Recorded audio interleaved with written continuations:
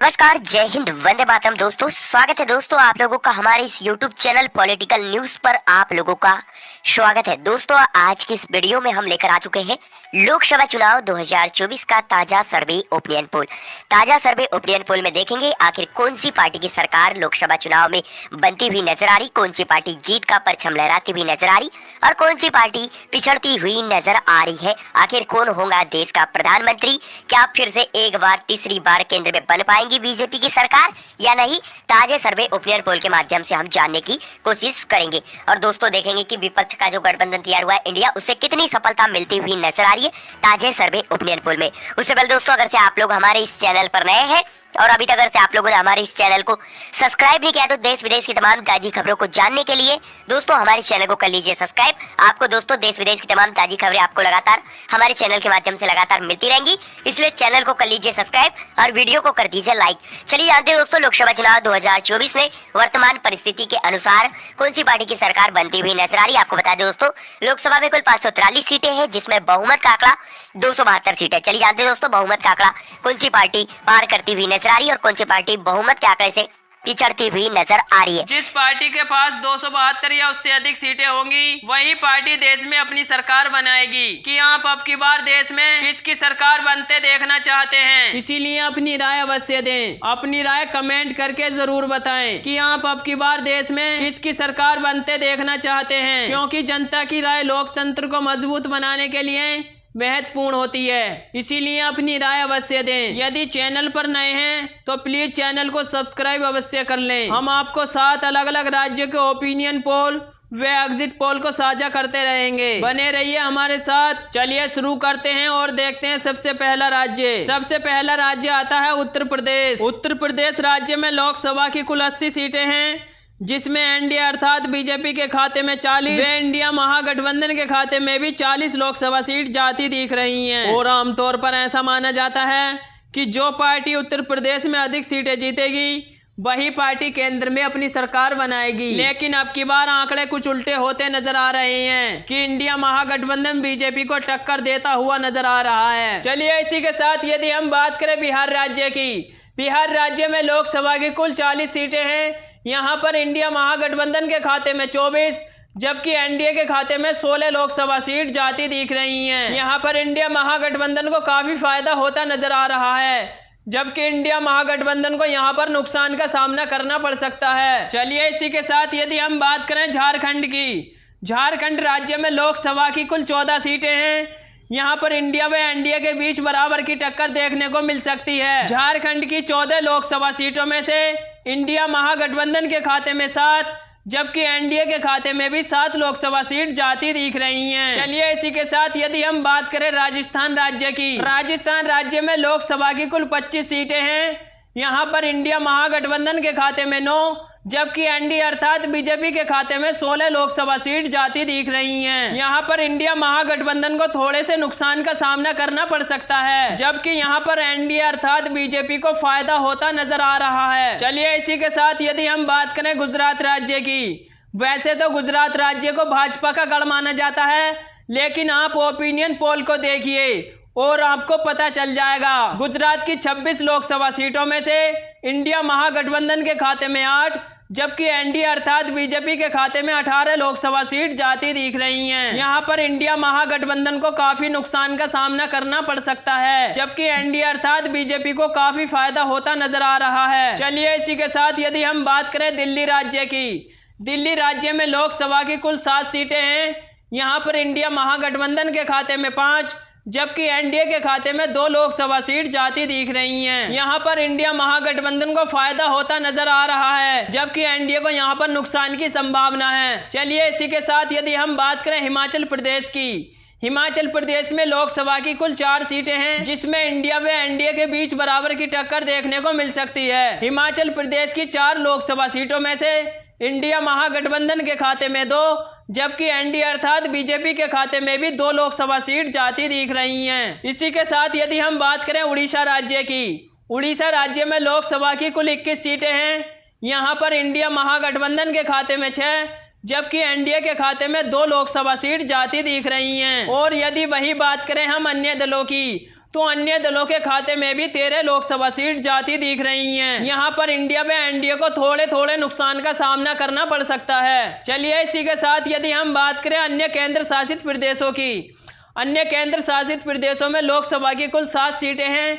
यहाँ पर इंडिया महागठबंधन के खाते में 4, जबकि एनडीए के खाते में 3 लोकसभा सीट जाती दिख रही हैं। यहाँ पर इंडिया महागठबंधन को 1 सीट से फायदा हो सकता है, जबकि एनडीए को यहाँ पर 1 सीट से नुकसान का सामना करना पड़ सकता है। चलिए इसी के साथ अगला राज्य आता है महाराष्ट्र। महाराष्ट्र राज्य में लोकसभा की कुल 48 सीटें हैं, जिसमें से इंडिया महागठबंधन के खाते में 28, वे एनडीए अर्थात बीजेपी के खाते में 20 लोकसभा सीट जाती दिख रही हैं। यदि इसी के साथ हम बात करें पश्चिम बंगाल की, पश्चिम बंगाल राज्य में लोकसभा की कुल 42 सीटें हैं, जिसमें से इंडिया महागठबंधन के खाते में 35, वे एनडीए अर्थात बीजेपी के खाते में 7 लोकसभा सीट जाती दिख रही हैं। यहाँ पर बीजेपी को काफी नुकसान का सामना करना पड़ सकता है, जबकि इंडिया महागठबंधन को यहाँ काफी फायदा होता नजर आ रहा है। चलिए इसी के साथ यदि हम बात करें हरियाणा राज्य की, हरियाणा राज्य में लोकसभा की कुल 10 सीटें हैं।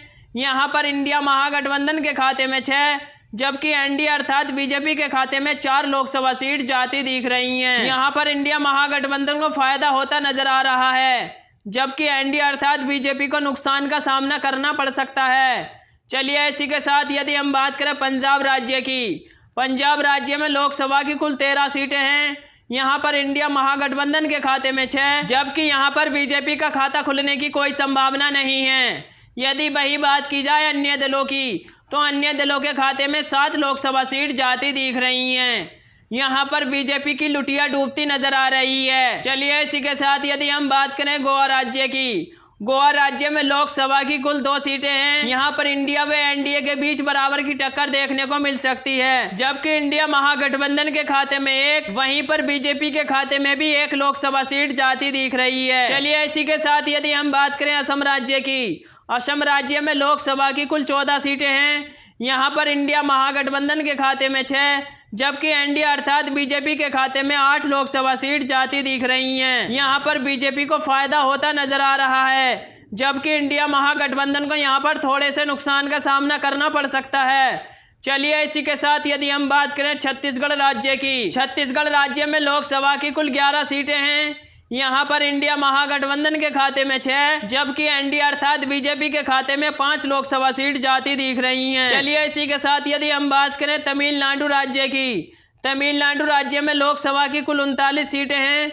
यहाँ पर इंडिया महागठबंधन के खाते में 25, जबकि एनडीए अर्थात बीजेपी के खाते में 12 लोकसभा सीट जाती दिख रही हैं। और यदि वही बात करें हम अन्य दलों की, तो अन्य दलों के खाते में भी 2 लोकसभा सीट जाती दिख रही हैं। यहाँ पर इंडिया महागठबंधन को काफी फायदा होता नजर आ रहा है, जबकि बीजेपी को यहाँ थोड़े से नुकसान का सामना करना पड़ सकता है। चलिए इसी के साथ यदि हम बात करें केरल राज्य की, केरल राज्य में लोकसभा की कुल 20 सीटें हैं।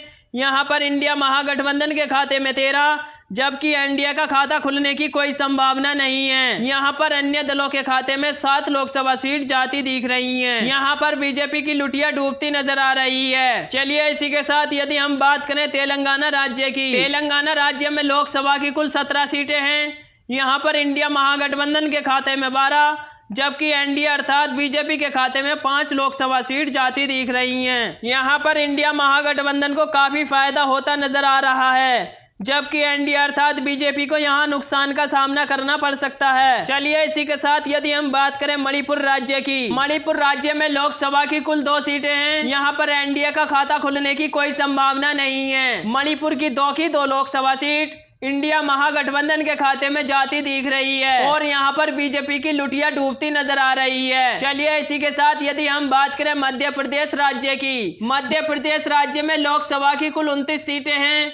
यहाँ पर इंडिया महागठबंधन के खाते में 21, जबकि एनडीए अर्थात बीजेपी के खाते में 8 लोकसभा सीट जाती दिख रही हैं। यहाँ पर इंडिया महागठबंधन को काफी फायदा होता नजर आ रहा है, जबकि एनडीए को यहाँ पर नुकसान का सामना करना पड़ सकता है। चलिए इसी के साथ यदि हम बात करें त्रिपुरा राज्य की, त्रिपुरा राज्य में लोकसभा की कुल 2 सीटें हैं। यहाँ पर इंडिया व एनडीए के बीच बराबर की टक्कर देखने को मिल सकती है। त्रिपुरा की 2 लोकसभा सीटों में से इंडिया महागठबंधन के खाते में 1, जबकि एनडीए के खाते में भी 1 लोकसभा सीट जाती दिख रही है। इस प्रकार हमने 229 सीटों का सर्वे विस्तार से जाना, जिसमें से देखा गया कांग्रेस यानी महागठबंधन के खाते में 198, वे एनडीए अर्थात बीजेपी के खाते में 113, वे अन्य पार्टियों के खाते में 18 लोकसभा सीट जाती दिख रही हैं। इस प्रकार कांग्रेस अभी तक आगे चल रही है, यानी कि इंडिया महागठबंधन अपनी बढ़त बनाए हुए चल रहा है। चलिए अगला राज्य देखते हैं। अगला राज्य आता है हमारा जम्मू कश्मीर। जम्मू कश्मीर में लोकसभा की कुल 6 सीटें हैं।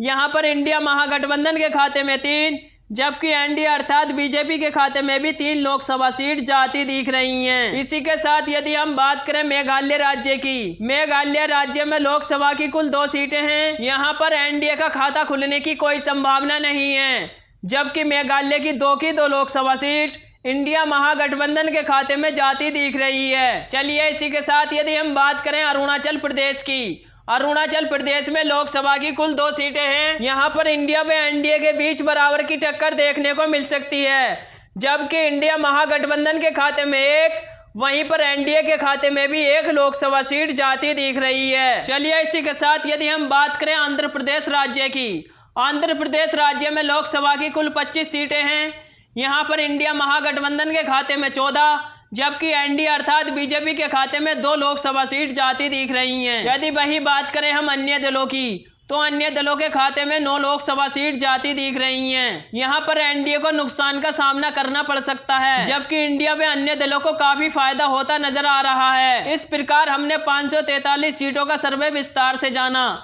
जिसमें देखा गया कि इंडिया महागठबंधन के खाते में 283, वे एनडीए अर्थात बीजेपी के खाते में 185, वे अन्य दलों के खाते में 75 लोकसभा सीट जाती दिख रही हैं। मैंने वीडियो के शुरू में ही बता दिया था, किसी भी पार्टी को पूर्ण बहुमत की सरकार बनाने के लिए 272 सीटें जीतने की आवश्यकता होती है, जिसमें से इंडिया महागठबंधन के खाते में 283 लोकसभा सीट जाती दिख रही हैं। तो अब की बार इस ओपिनियन पोल के आधार पर हम कह सकते हैं कि देश में इंडिया महागठबंधन अपनी सरकार बनाने जा रहा है। और साथियों, आपको क्या लगता है कि अब की बार देश में किसकी सरकार बनेगी, और आप किसकी सरकार बनते देखना चाहते हैं?